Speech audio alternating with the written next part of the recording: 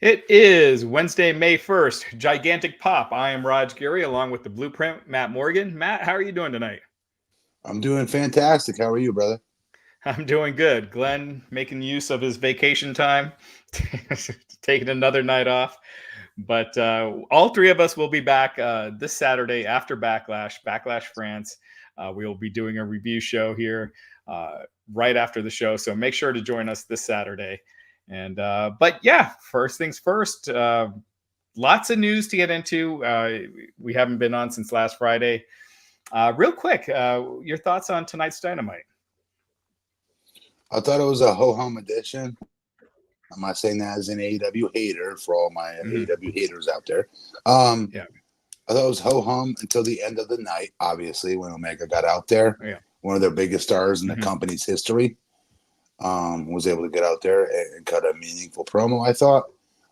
We'll get into what happened from there. But the show itself was meh. Yeah, that would be my only dig at the show. Was it when Tony opened it up, kind of smiling? You just didn't feel like.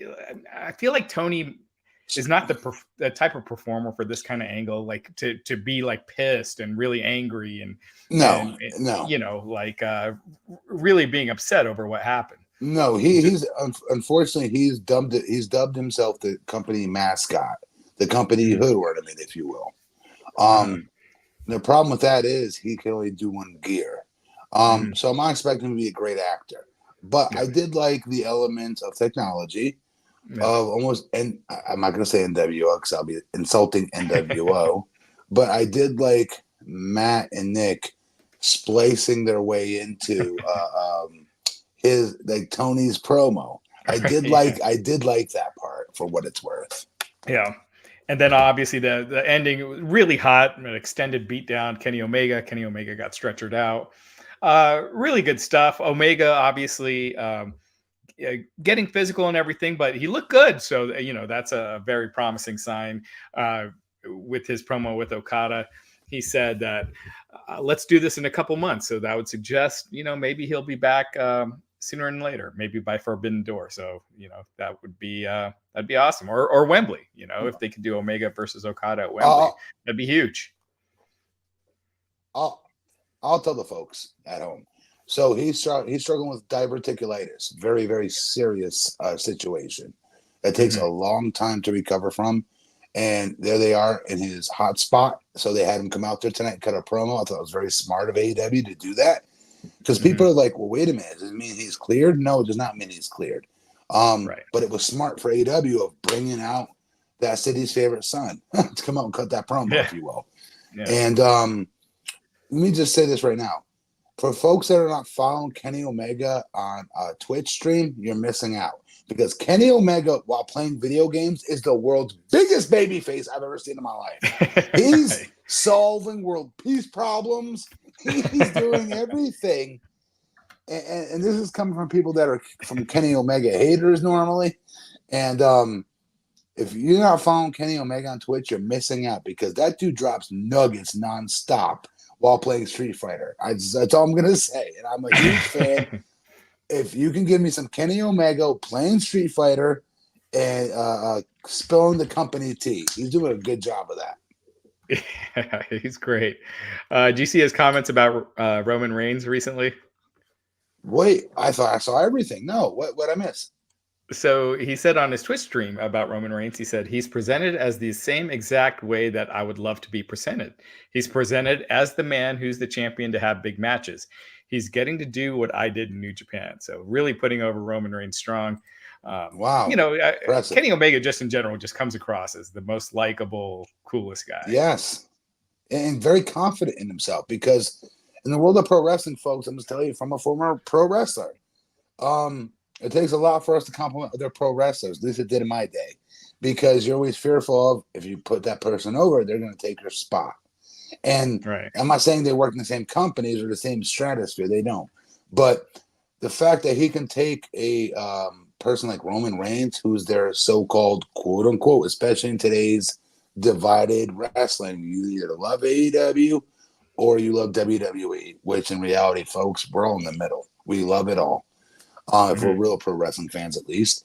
The fact that he can see through that bullshit, sift through the bullshit, and be able to give praise where it's due. It's not kissing Roman's ass at all, by the way. It's just calling a spade. And it tells me, I pray we get Kenny Omega in WWE one day. That's all. I mean, Omega versus Roman Reigns, that is kind of a dream match, you know. Oh, kinda. I would pay a top dollar for that match. Hell yeah. Yeah. And Omega versus Punk could have happened in AEW. Oh, yes. Good call on that one. That would be an amazing match. Amazing promos getting there, right? Yeah. Yeah, absolutely. Also, with AEW Dynamite tonight, and as we're doing this, Rampage is on right now. But AEW Dynamite opened up with Swerve cutting a promo. Christian interfered. Christian is just one of those guys. He's just he's so good. He's just such a smarmy little dick is what he is. Right? He's so good. I you realize how much you miss him when he comes back. But my only concern, you don't want him overshadowing Swerve right now, but still, it's going to be Swerve versus Christian at the pay-per-view. And okay. So Raj, with that, I've been very disappointed. I've watched not all of, but the majority of Swerve Strickland interviews since he's won the title. He's done a great job in these interviews. He is a great world heavyweight champion. He taught he's smart, he's witty, he's funny, he looks cool. He's not some dork as your champion, right? He's fresh. And I'm still pissed. It makes me more pissed. It makes me want to rewind time and be stuck as a prisoner of the moment when these freaking clown boxes at AEW did not open up their show last week after he won the big one versus Samoa Joe with a big promo from our new world champion, right? The coronation. That's what that promo should have been about. The coronation of AEW's in a brand new gear right now. You're fucking welcome. My name is Swerve Strickland. That type of promo. We didn't get that. Instead, we got Swerve Strickland. I know I'm going back in time here. Wrestling, no disrespect to this guy either, a middle of the pack wrestler that it took Swerve way too long to beat. And he was like, not even, we talked about it. I know I'm rehashing our old stuff that we talked about in the last show, but it still irks me because they have not done this guy justice. And what I don't like is all the heat gets put on the champion if ratings are not what they're supposed to be, and this is not what it's supposed to be, and numbers are down here and there. It gets put on the champion. But, no offense, you've got to set your champion up for success as well. And they do not set this poor guy up for success. And it's freaking annoying. Yeah. Yeah, and even tonight, you did have Swerve on Collision. He opened the show. That show got the benefit of coming right after the NBA game. So that first 6 minutes did over 1.3 million viewers. Obviously, it dropped huge after that. Yes. That's what happens. SmackDown after an NFL game. It did. The overall show did over 3 million viewers. So, Raj, why couldn't he open up both shows? He's your world champion. Or just keep him off of last week's show, hold off for Collision, and make it a big deal. But, this is the A show. Collision? Well, because they have the NBA coming right after the NBA. So they have a bunch of new eyeballs watching. That's so hokey, though.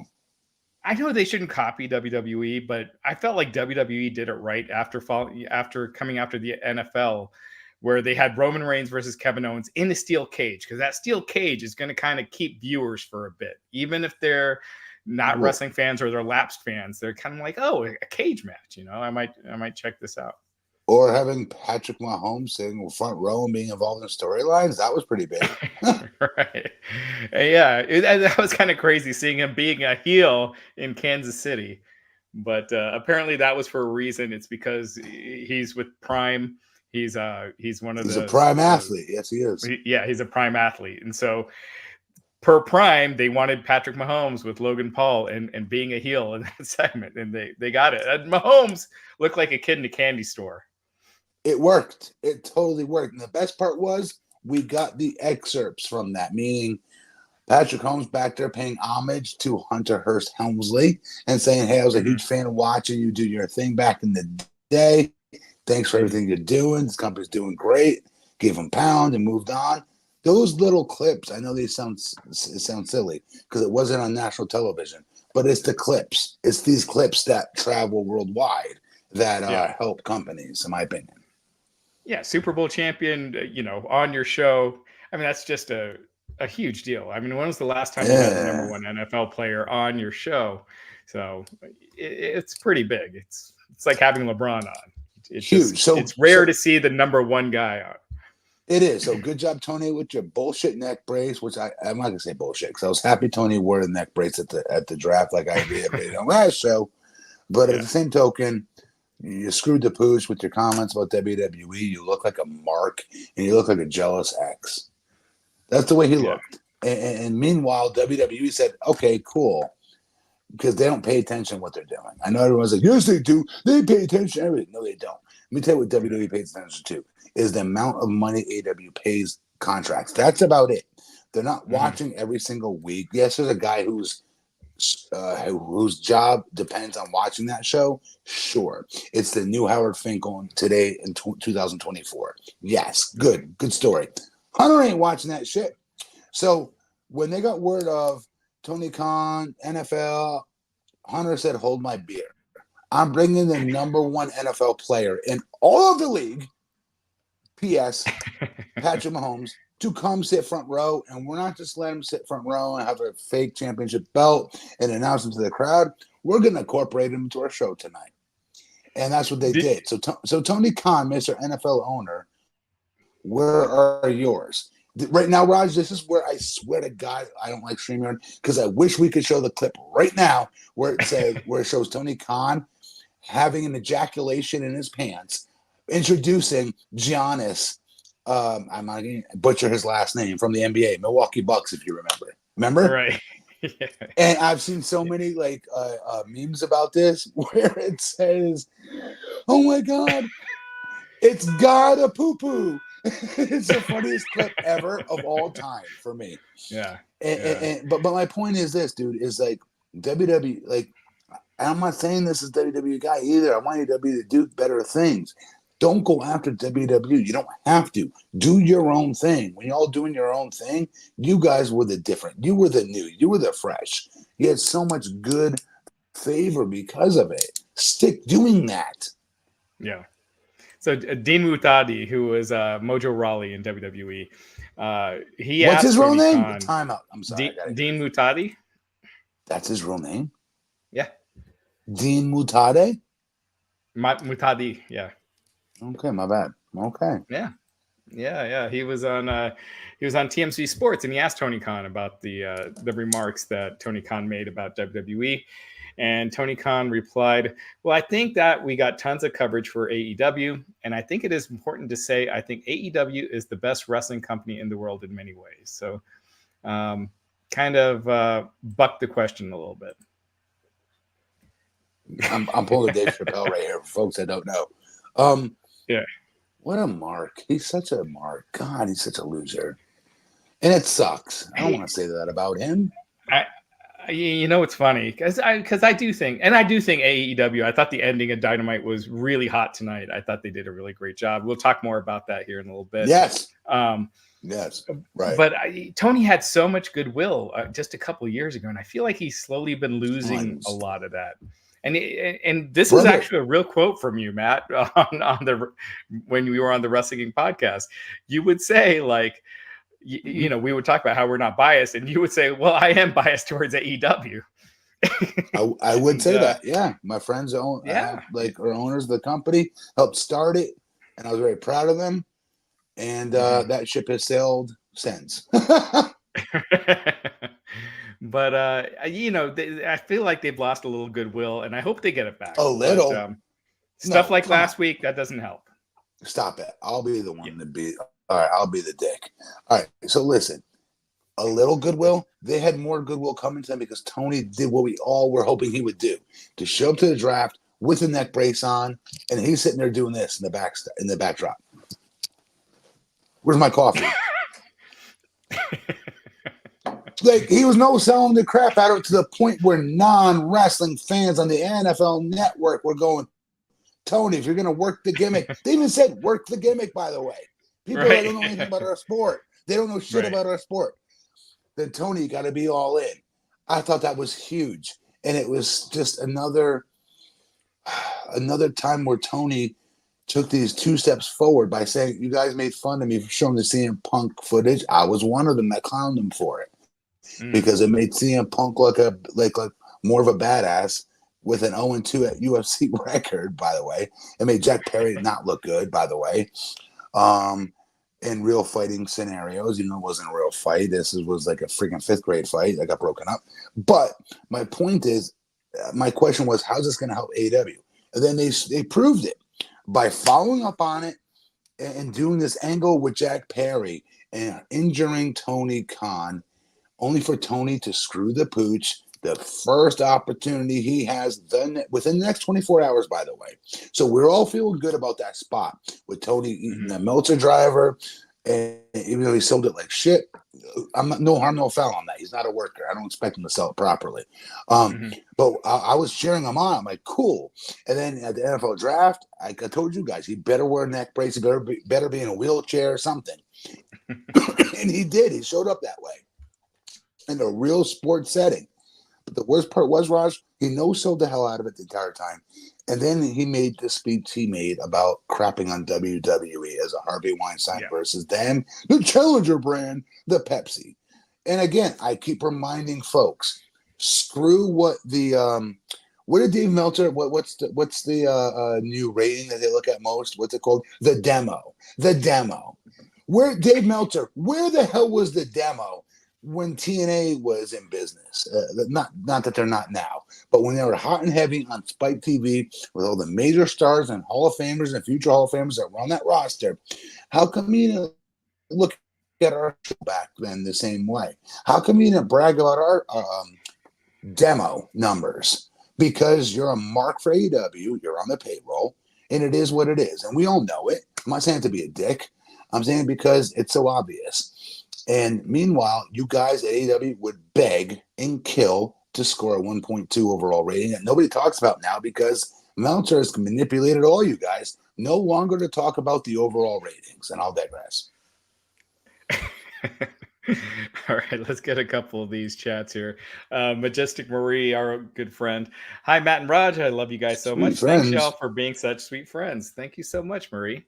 Marie, are we really sweet friends, though? I think I'm a sweet friend. I don't think, hang on, this guy, no, this guy's not a sweet friend to you, Marie. I'm going to point that out. He talks mad-ish about you, Marie. Don't listen to him. What? That's ridiculous. That's ridiculous. Rocky Baya saying, do you agree with me? Omega versus Reigns is a dream match of the modern era. Ooh, I mean, easily. Yeah. Easily. Yes. Absolutely. Yes, Yeah, without question. And this, especially with new Kenny Omega, NWO Kenny Omega, I'm on board with. Yeah. Peter Bahi with a $10 super chat saying, Raj, what are your thoughts on the lack of Indian talent in WWE with the most recent releases? Why did a guy like Jinder, who does what he's told, not get more TV time and others do? I was pretty bummed out with Jinder getting released. Yeah. I felt like, he was a good representative. He looks the part. He outside of the ring during interviews, he's a class act. Yeah. So, it's unfortunate. He's been released before though, and he came back, better than ever. So, hopefully he takes it as an opportunity. But I do think they kind of got it all clumped together. What about the other? Yeah. What about the other Hindi talent though? There was other Hindi talent that got released as well that never got their fair shake, if I'm being honest. Yeah, as well. Veer and Sangha. And Veer, there's a Disney movie right? made no after big deal. Yeah. No big deal. Right. That was never, I think it was brought up in passing here and there. So I just felt like it was an opportunity wasted. I feel like, outside of Great Khali and Jinder, it's just, you haven't seen many Indian talent being pushed out, and they're usually kind of stereotypical gimmicks and everything. So I hope that changes. I was about to follow up and say the same thing with overly 80s stereotypical characters that they're forced to play. Yeah. And it's still better, like growing up in the 80s, right? Like as an Indian American, Mm, there was no representation on TV. Like Short Circuit, right? You had the scientist that was played by a white guy. That was Fisher Stevens. So like wow. even the Indian guy in the like one of the major Indian roles was not an Right. Indian person. And then Apu, was also voiced by a white guy. So there was no Huh. representation at all in general in all of media, not just wrestling, across the board. And it's gotten better Yeah. and better and better, and it's gotten better in wrestling. And I hope it keeps going. Ginger was the guy. He was the perfect crossover talent. On top of it, he could, like Yeah. you said, he can do everything. Great. He could be on. He could be on the Tonight Show. Cut great Hmm. promos there. Look like a star. Smell like a star. Talk Hmm. like a star. Yeah. Um. Yeah. They really screwed the pooch on him. Yeah. So hopefully he comes back better than ever, or goes elsewhere. Uh, Drew McIntyre, been talking about it for months. Is he going to resign? The way he had been presented on WWE TV, you would have assumed he had resigned, but he hadn't. Just resigned with WWE, multi-year deals, believed to be 3 years. The Rock was the one that made the announcement that he resigned, which I think is the first time that's happened. It actually Love is that. the first time that The Rock has announced a signing to the company. So Yes. huge deal. Huge. Yeah, just a awesome signing, awesome. And Finn Balor also recently re-signed with WWE. So WWE, they let go of their old uh, person that was in charge of talent relations, and now they're getting stuff So done. They're getting these signings done. now they're getting signings done, and again, I want to remind folks at home: make no mistake about it. The only con winner in the world of pro wrestling got this ish done. Let's be clear about that. And Drew McIntyre was on the Pat McAfee show today and reiterated Hmm. exactly the words I just said um, Hmm. about how Mr. Khan from WWE was able to be a very, very big part of that and making it happen and giving the things he needs as far as taking care of his family. That was number one for him. But Drew also, very, very newsworthy line, said he wasn't going anywhere else. Oh, well, Matt, of course he said, no, he's with WWE. No, this cat was not, he said he was not going to be wrestling anywhere else if this didn't work out. He was very clear about that. Hmm. But, big but, I also, if we can, transition, Raj. Hmm. Besides Drew being an enormous re-signee and the cool new way they did it with having The Rock as a heel, as a final boss, Hmm. be the one to make it look like he helped re-sign him was awesome. And him make that video, it fits storylines. Guys, we're in Yeah. 2024. We're in 2024 right now. The wrestling cat is out of the bag that it's a complete work. And the fact that I like that they paid attention to the small little detail, but huge detail at the same time, that heels all hang out together somewhere at this evil horde pit somewhere in Evilville, USA, of being bad guys somewhere. I love that. Loved it as a wrestling fan, as an 8-year-old. I loved it. Yeah. Kudos to Rock taking the time to do it. Oh, Matt, how hard was it to make a 1 minute promo? It made all the difference. It totally did. It made it Right. newsworthy. And again, Rock's giving his stamp at the same token for another villain. I loved it so much the way they did it this way, Raj. I really did. I bit hook, line, and sinker. Um, Yeah. and I just wanted to transition, if I could, for Hmm. folks that we saw reports earlier. This is my favorite one of the week. My favorite lie of the week. Lie because WWE is on fire and fuego. Greatest WrestleMania of all time. Cody finishing the story. Nothing could be better. And some little shit rag had to put it out there and lie and lie and say that our friend, Mr. Khan from WWE, put up his stocks for sale. All right. And in reality, that was proven false, not true whatsoever. And if one from WWE is ever going to put their stocks open for sale, it's a process in of itself that we would see coming. You can't just the next day sell your stocks. It doesn't work that way. You have to present it first, and then we would all know about it, right? So I was disappointed to see the hate thrown out there. But same token, I was kind of excited by it because it just tells me everybody's jealous of WWE and my guy, Mr. Khan in WWE, running the whole world.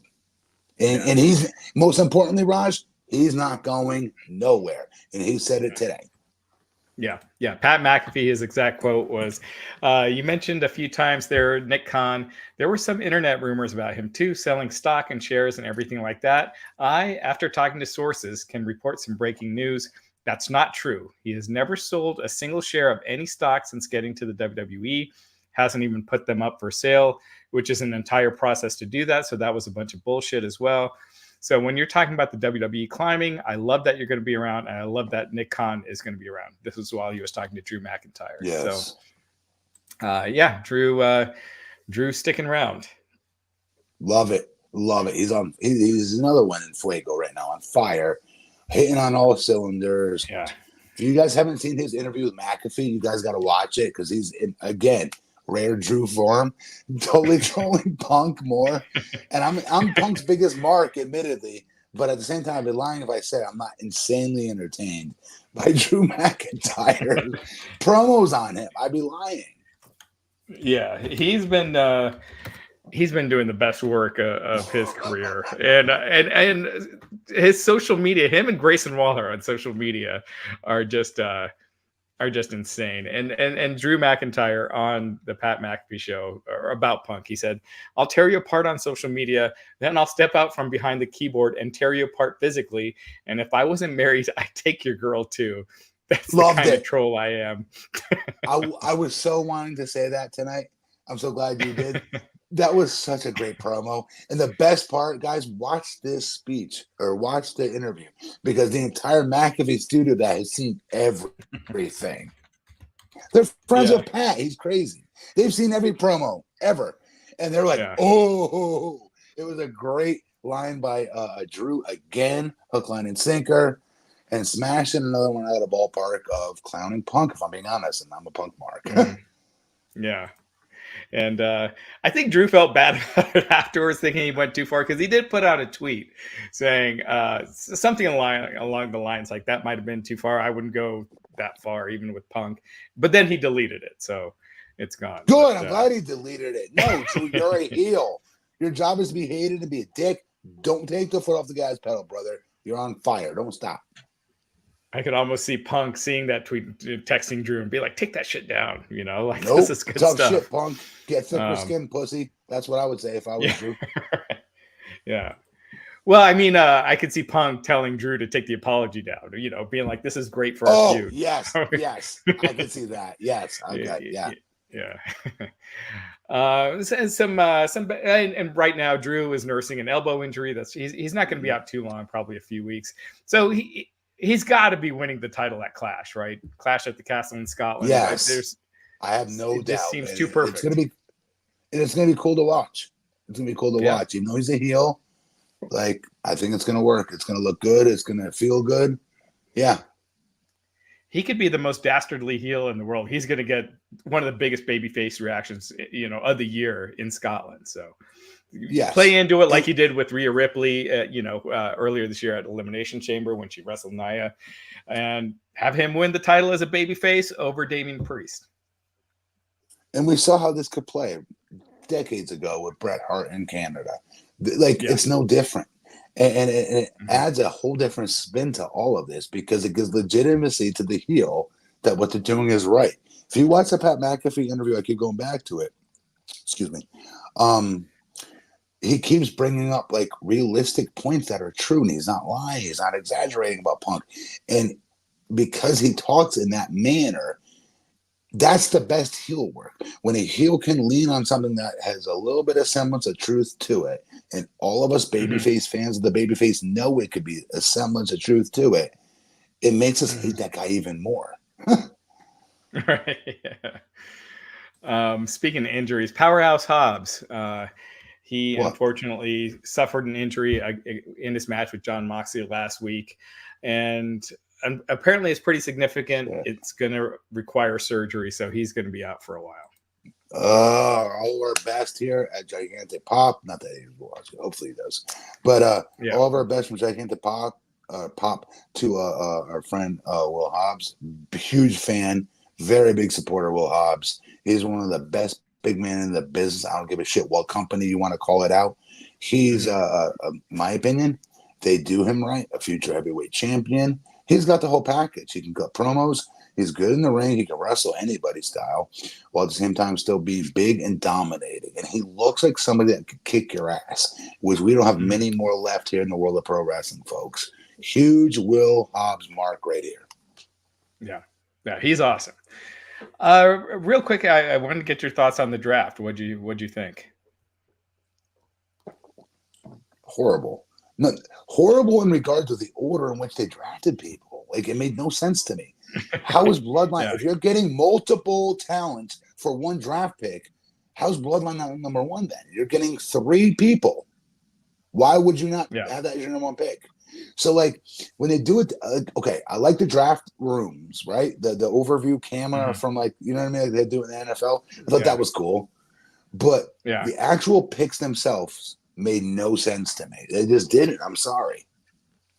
Yeah, I just feel like this current format is also so dull, where they just go out and you remember back in the day where they'd have the computer thing come on the screen and it's like flashing all the names, all the faces, and then there'd be some huge surprise, and it's just chaos. Those draft shows were chaos. They felt like a pay-per-view. And they were exciting. You had Randy. Let me give you an example. You had Randy Orton coming off of SmackDown off of Raw onto SmackDown, delivering an RKO. I forget to who. Batista, like Undertaker, somebody important like that. And that's how we found out, P.S., Randy Orton, SmackDown's newest draft choice. Like, that was cool. That was another cool way to do it. But, like, I'm sorry. This multitudes of different talents, like Judgment Day is another example.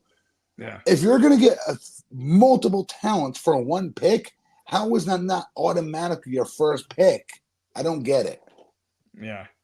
And then you got Drew and CM Punk in round 2. You know, it's like, I mean, come on.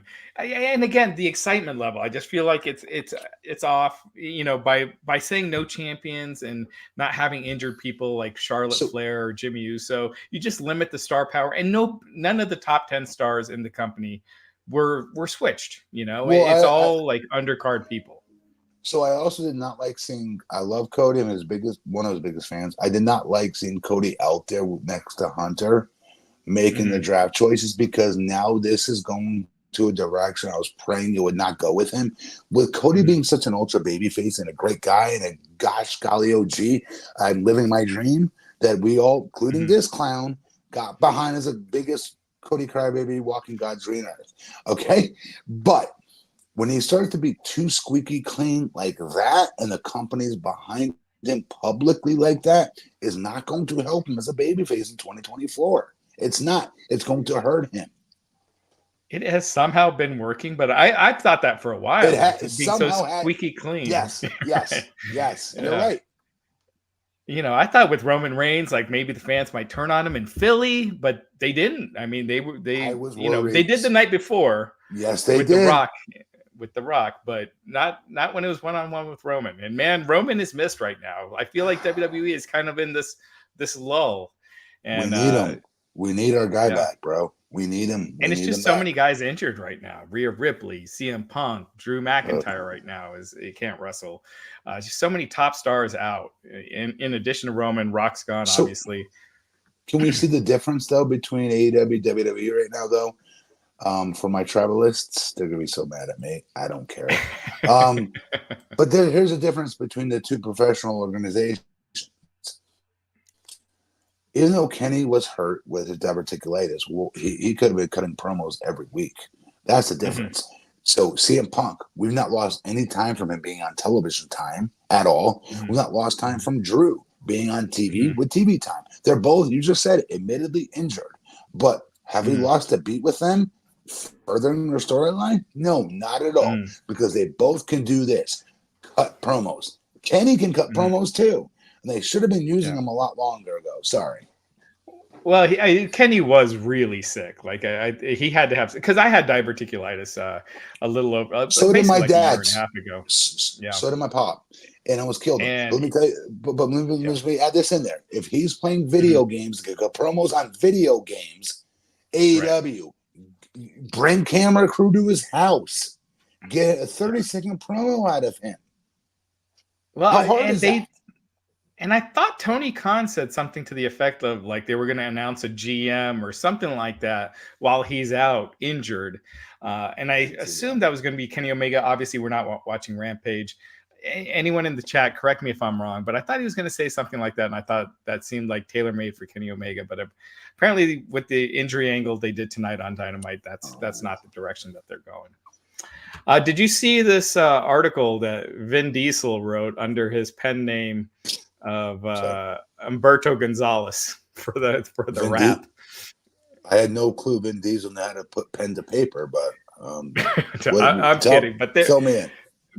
There is this article in the Wrap that is just ripping The Rock, saying that he was repeatedly late to the set of Red One, his upcoming movie that's coming out in November that also stars Chris Evans. That because he was always so late, it caused the budget of the movie to go from 200 million to 250 million. They said that he showed up for his match for WrestleMania 3 hours late. That he's just basically late all the time, and it's pissing off the studios, pissing other people off. Now, sorry, go ahead.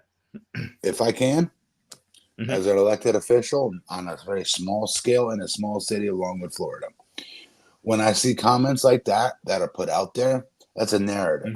It's a narrative done on purpose to absolutely take a steaming pile, to borrow Rock's phrase, of monkey bleep on said somebody.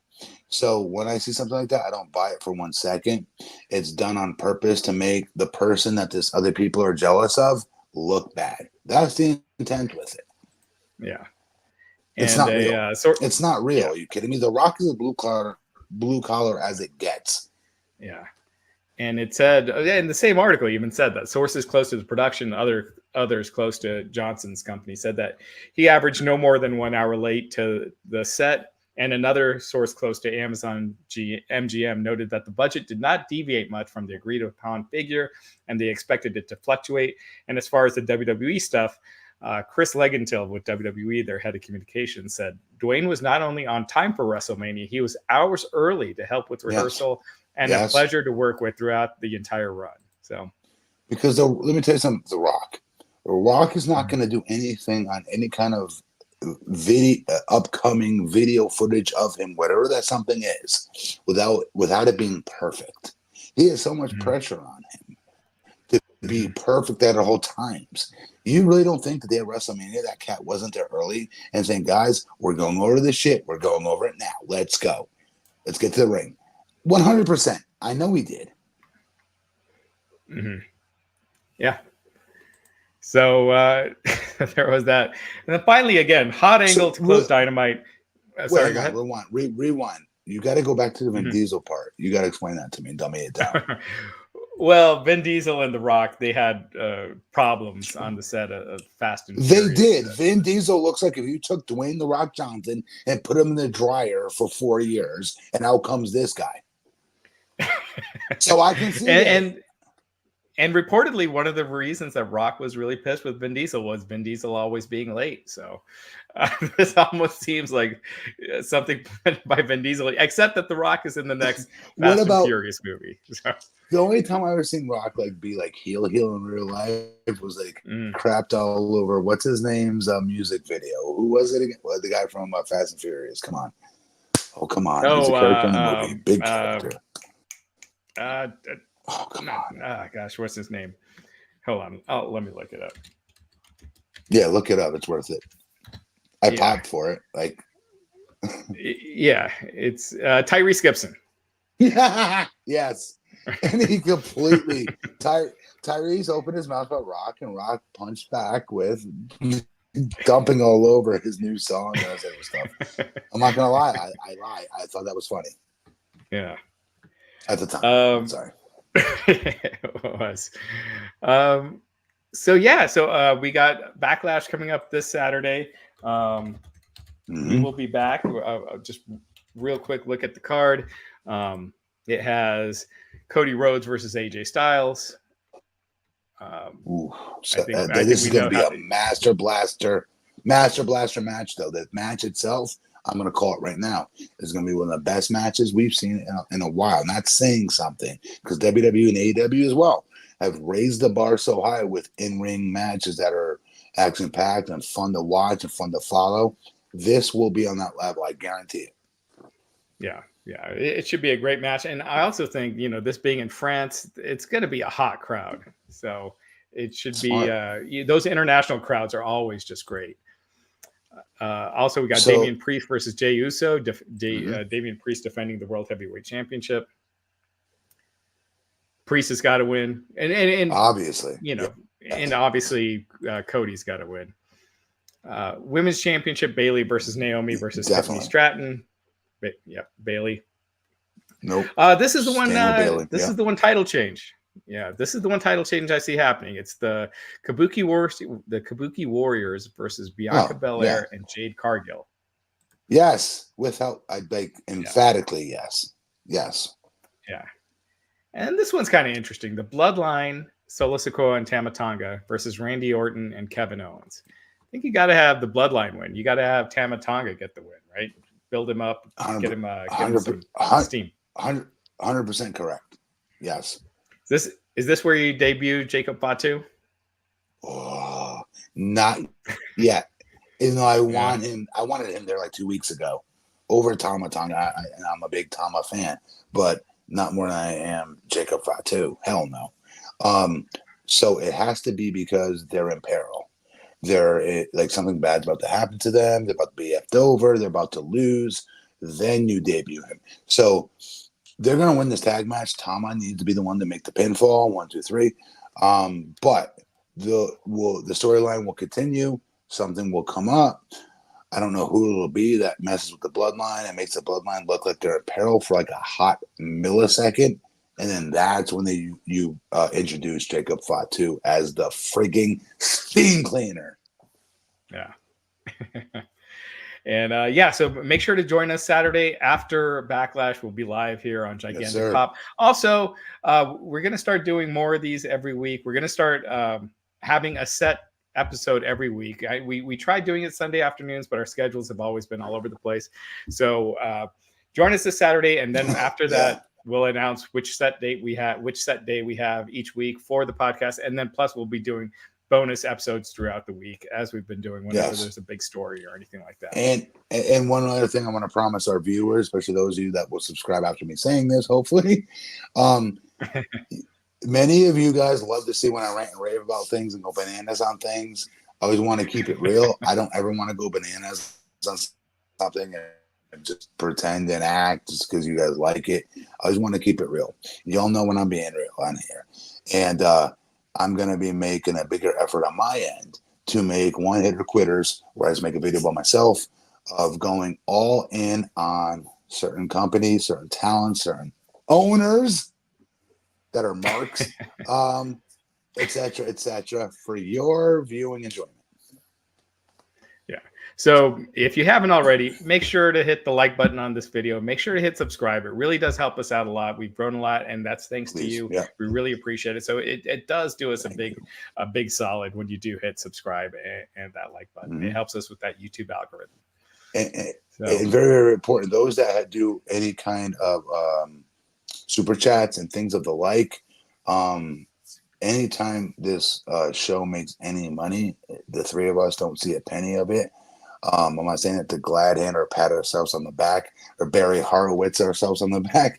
I'm saying it because it's important for everybody to know that me, Glenn, and Raj are good friends in real life. We love doing this. We love shooting the shit and really talking pro wrestling with one another. But we also love y'all being a part of this. That's the biggest component of this. So when I do my competition with my wife for our bodybuilding shows that we did, and I had to step aside from Wrestling Inc. to fulfill that as a promise to my wife, I missed y'all greatly. So the fact that we get a chance to do this again on our own merit, and hopefully y'all, like I said earlier, you guys get the gist of this and the thesis that like none of us are doing this to be paid. We're doing it to try to raise money for important nonprofits that we're big supporters of to help make our world a bigger place, a better place, most importantly. Yeah, again, yeah, we're not taking any salary from this, any money. All of the profits are going to charity. So, and then this quarter they're going to Culture City. So, Culture with a K, folks. Look them up. They're amazing. They're helping my son here in Florida and others that are in the neurodiverse ASD spectrum as well.